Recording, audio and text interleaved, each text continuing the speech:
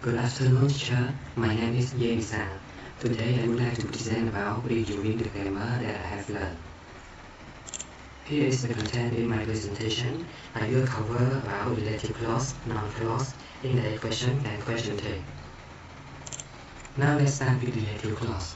So, a relative clause is a dependent clause that modifies a noun. It means that relative clause provide more information to the noun in the sentence. It usually begins with relative pronoun and relative adverb. In this slide, I will mention about relative pronoun and example. Relative pronoun such as who, whom, whose, which, or that. For who, we usually use with people. In this example, the engineer who designed this building is very skilled. So, who designed this building is the relative clause. It provides more information to the engineer. The engineer in this example act as also the noun and the subject. So, who designed this building is the relative pronoun, add more information to the engineer. Second, whom. Whom we usually use with the people, but whom we use with the people like act as the object, but who people act as the subject. In this example, the professor whom I met yesterday explained 5 concepts to me.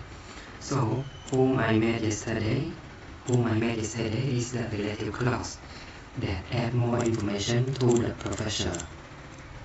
And the professor here is the objective in the sentence. Now, for host. Host we use it to show the possession or show something belong to someone. The example, student whose laptop was stolen is my friend. Whose laptop? Laptop here, it means that the laptop belong to the student. The statement whose laptop was stolen is the relative clause in this sentence. It means it modify the student or add more information to the student that the laptop of student was stolen. Now, which and that we can use both with things, but which usually use with animal, that we can use with people. For example, the book which is on the table is very expensive. Which is on the table is a relative clause that add more information to the book. The last example, the software that we use for simulation is unnecessary. So, that we use for simulation is the relative clause in the sentence. Now let's talk about relative adverb. Relative adverb such as where, when, and why. In this slide, I don't discuss much about the example. Just want to mention the relative adverb. They are where, when, and why. Now let's move on to noun clause. So what is noun clause? Noun clause is a dependent clause, or we can call subordinate clause. It functions as a noun. Noun clause can act as a subject, object, or complement in a sentence. Here is the location of the noun clause in a sentence. It's more easy to identify where is the noun clause in the sentence. So first, noun clause stand before the verb, like this example. What he decided to do next surprised everyone at the meeting. So, before the verb, now let's identify the verb. Which one is the verb? In this sentence, surprise is the verb. So, what he decided to do next is the noun clause in the sentence. It acts as a noun. Now, noun clause stand after the verb. For example, the professor explained why understanding this technology is important. We find the verb in the sentence. The professor explained. So, explain is the verb in this sentence. And then, noun clause after the verb. Why understanding this technology? Why understanding this technology is the noun clause in this sentence. It stands after the verb. Alright. The last one is noun clause stand after a preposition. In this example, the team had a discussion about how they could improve the performance of this car. Now I want to identify the preposition. The preposition in this sentence is about. About is the preposition. And then noun clause stand after the preposition. Here is the noun clause. How they could improve the performance of this car is the noun clause in the sentence because it stands after the preposition about. That's all for noun clause. Now let present about the indirect question. So indirect question is a question that embedded within a statement or another question. Usually, indirect question is used in the formal or show the politeness or show the respect than direct question. In some communication context, we don't usually use the direct question because it's not formal. In this slide, I will compare and explain about the difference between direct question and indirect question with its form. Here is the form of the direct question. Direct question usually starts with the question verb, auxiliary verb, subject, and the main verb, like what time did you call? Now, direct question. Direct question we have expression. Here is the expression that I mentioned, such as could you tell me, do you know, I'm wondering how, I don't know, why, and can you check? There are more expressions, but I just mentioned a few of these. And then the question word. The question word in the question we have who or other WA question, and the if or whether. If or whether here we use with the indirect question to with the answer yes or no only. If the answer in the question yes or no only, we use if or whether. And then subject and the main verb is the form of indirect question. Now let's discuss more with example of indirect question. The first one is a normal indirect question.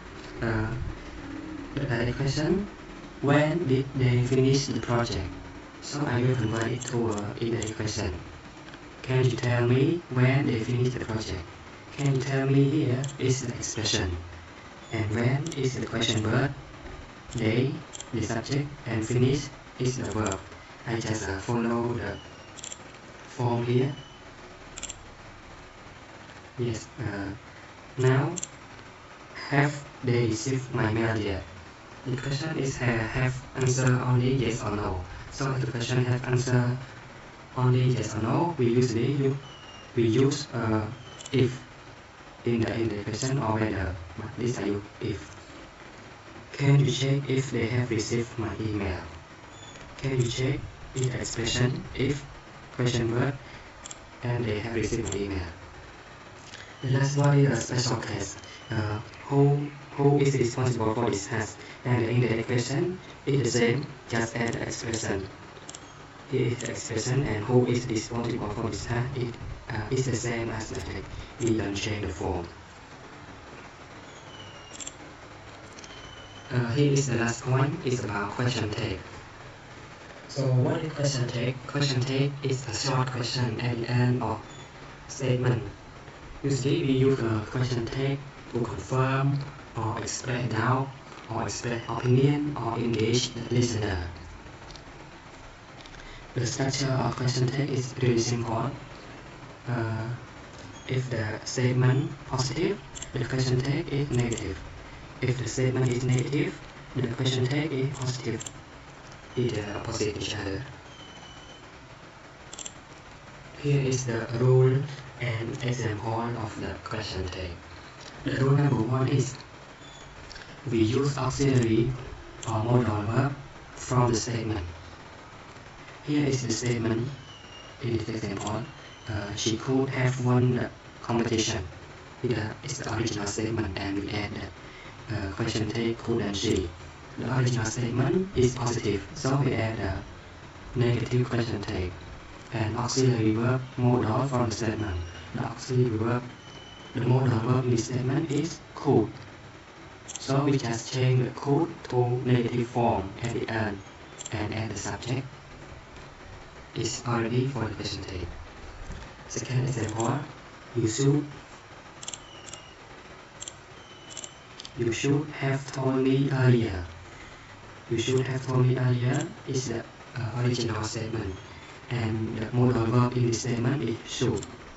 So we change should to shouldn't in the negative form to confirm or express the answer.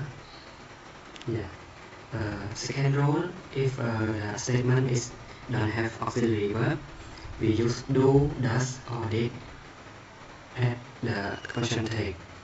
It depends on the tense. For example, if the past we use with did, simple present we use with do or does. The first example is she often forgets to reply to email. In this statement we don't have auxiliary verb, so we look at the verb in this sentence. The verb in this sentence is forget. So the forget here, and the subject is she. So the statement, the question tag is doesn't she. Doesn't because she will with doesn't, and the original is positive, question tag begin negative. And the example is they complete the project on time. So the verb here is complete and the subject they. So complete here is the past tense. So we use with didn't. This is a positive and we change to the negative and change the form to did because it's the past form. The last rule is if the original sentence has negative meaning, the question tag have a positive. Now let few people truly understand quantum computing. The statement here is express the negative meaning, or it means negative because the word few here is negative meaning. So, and the verb in this sentence is understand. So it go to do in the question tag because it's a negative meaning and question tag is positive, and in this statement don't have auxiliary verb, so we use do in the question tag. Now the last example. Hardly anyone noticed the mistake, did they? Hardly anyone noticed the mistake. Notice here is the past form, and hardly express the negative meaning of the sentence. And then the question tag is did they. That's all for the question tag.